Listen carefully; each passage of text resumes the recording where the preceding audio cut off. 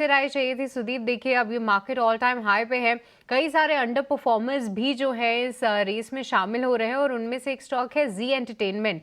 हालांकि पूरे media space में सन टीवी ले लीजिए आप, इन सब में ट्रैक्शन है, पर जी एंटरटेनमेंट जो है 160 के लेवल्स को फिर से क्रॉस करने की कोशिश कर रहा है सुदीप। कई बार इसने अटेम्प्ट किया है, हालांकि फंडामेंटल लिहाज से अभी कुछ बहुत पॉजिटिव न्यूज़ फ्लो तो नहीं आया है, पर क्या चार्ट्स कुछ बता रहे हैं कि यहाँ पे एक फ्रेश पोजीशन ली जानी चाहिए, या अभी भी लगता है कि ये जो अटेम्प्ट है वो फेल हो सकता है?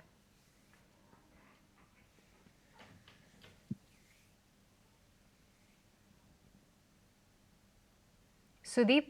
या गुड आफ्टरनून।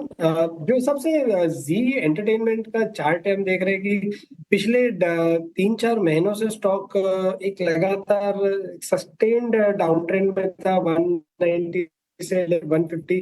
पर पिछले 15-20 दिन से हम देख रहे हैं कि लोअर लेवल्स पे जैसे ही वो 145 150 के आसपास आता है तो स्टॉक पे एक अच्छी बाइंग एक्टिविटी आ रही है।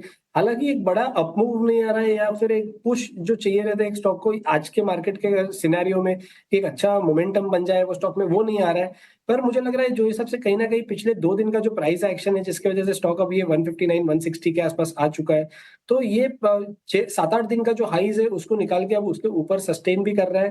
प्लस साथ ही साथ अगर हम देखें तो जो शॉर्ट टर्म मूविंग एवरेजेस है 10 और 20 दिन की जो एक्सपोनेंशियल मूविंग एवरेज है, जो काफी पिछले 7-8 महीनों में काफी बार ऐसा हुआ है कि वो हर बार वो शॉर्ट टर्म मूविंग एवरेजेस के नीचे ही स्टॉक ट्रेड कर रहा था। पर अब पिछले कुछ दिनों के बाद ये पहली बार हुआ है कि ये अपनी जो शॉर्ट मूविंग एवरेजेस जो होती है 10 और 20 दिन के जो ईएम है उसके ऊपर अब निकला है और अब सस्टेन कर रहा है।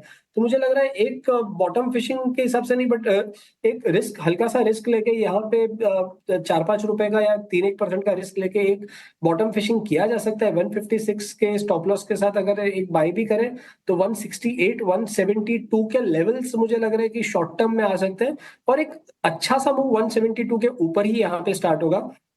तो ये 156 और 172 के रेंज में अब ट्रेड करेगा। जितने डिप पे आप खरीद सकते हैं वो आपके लिए रिस्क रिवॉर्ड रेशियो के हिसाब से बेहतर रहेगा।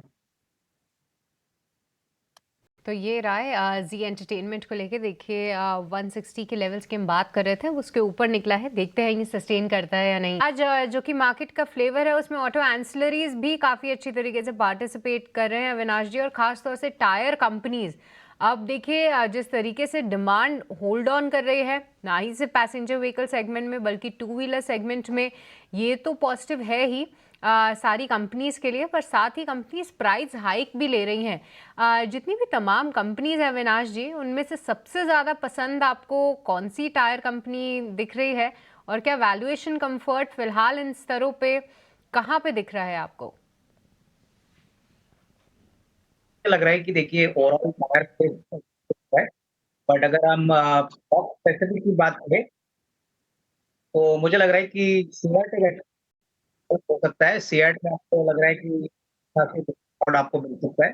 प्लस जेके टायर, टिपिकली अगर आप अपोलो टायर से बात करें, वो कमर्शियल व्हीकल टू व्हीलर्स ये सेगमेंट में काम करते हैं, तो इनके लिए वॉल्यूम ग्रोथ का बेनिफिट भी मिलेगा, प्लस प्राइसिंग का भी बेनिफिट आनी चाहिए। तो डेफिनेटली आई थिंक ये 2-3 स्टॉक्स है जहाँ पे आपको फोकस करना चाहिए।